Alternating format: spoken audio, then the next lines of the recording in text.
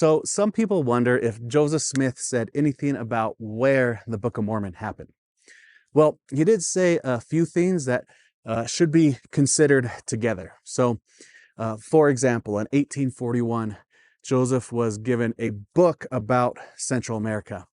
And after reading it, Joseph wrote that this book corresponds with and supports the testimony of the Book of Mormon.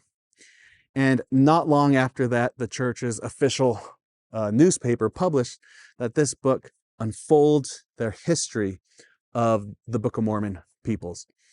And Joseph was the editor and possibly even the writer at that time. But rewind 7 years earlier, and while traveling through Illinois, Joseph wrote that he was wandering over the plains of the Nephites. And he connected the bones and the mounds that they saw to as Book of Mormon evidences.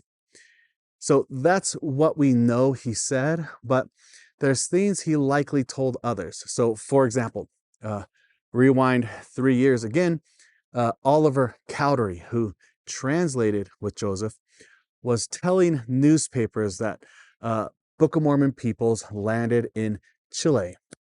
And it can be assumed that he had heard this from or ran it by Joseph.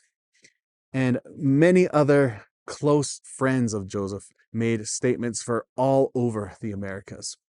So what is it? North, Central, or South America? Here's the key. At this early time, church leaders didn't think in smaller areas.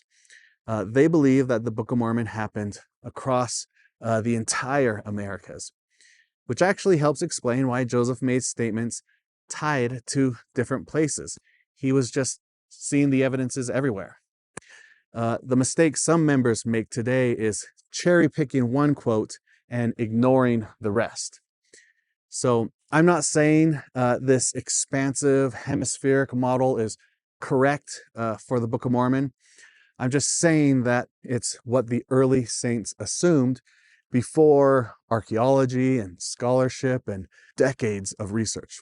But it is interesting, though, that Joseph seemed to be gravitating toward Central America kind of over time.